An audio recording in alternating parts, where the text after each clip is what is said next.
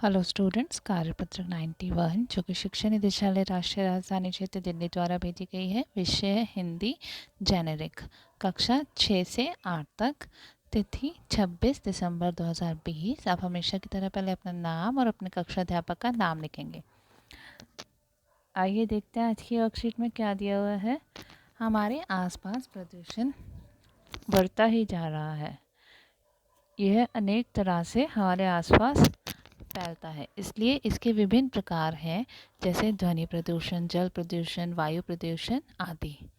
अब क्या है, हमारे आसपास प्रदूषण जो है वो बढ़ता ही जा रहा है और ये कई तरह से फैलते हैं। जैसे ध्वनि प्रदूषण, हम जो इतनी सारी आवाज़ें करते हैं गाड़ियों की, इंस्ट्रूमेंट्स की, उनसे ध्वनि प्रदूषण फैलता है। जल प्रदूषण, अगर हम पानी में कुछ गंदी चीज़ें फेंकते हैं।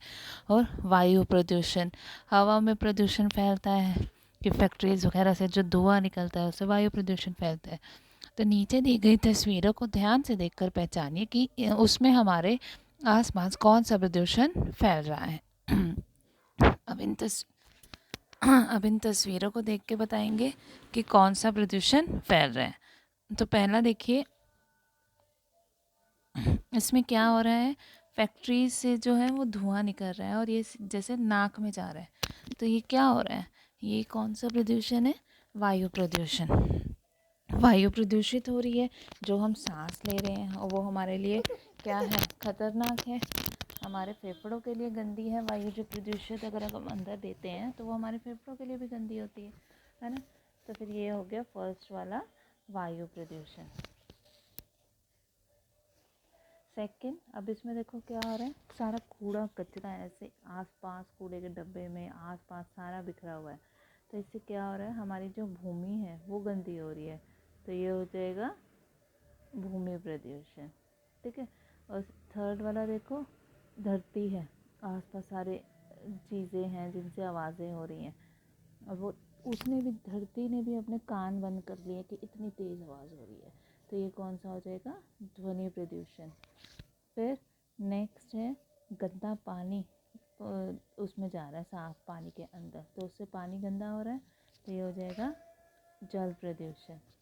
पहला हो गया, ये हो गया वायु प्रदूषण, भूमि प्रदूषण, ध्वनि प्रदूषण और जल प्रदूषण, ठीक है। फिर नेक्स्ट है, इनसे हमारे जीवन पर और हमारे आसपास क्या क्या बुरे प्रभाव पड़ते हैं, लिखिए। आप नीचे दी गई तस्वीरों की सहायता भी ले सकते हैं। अब इनसे हमारे पास क्या क्या होता है, जैसे यहाँ देखो कि ये इसमें ये बंदा छींक रहा है, गंदी हवा जब अंदर लेगा तो छींकेगा ही। और ये पानी सारा गंदा हो रखा है, इतना गंदा पानी हम पियेंगे। यहाँ देखो मछलियाँ वगैरह भी मरने को हो गई हैं इतना गंदे पानी में, वो भी नहीं रह सकती हैं। हमारा सांस ही नहीं लिया जा रहा है हमसे इतनी गंदी हवा से, है ना। तो आइए देखते हैं अब कैसे लिखे प्रश्न का उत्तर।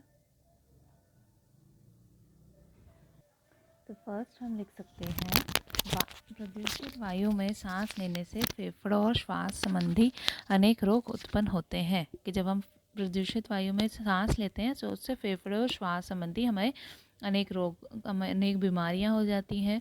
फिर सेकेंड, प्रदूषित जल पीने से पेट संबंधी रोग फैलते हैं।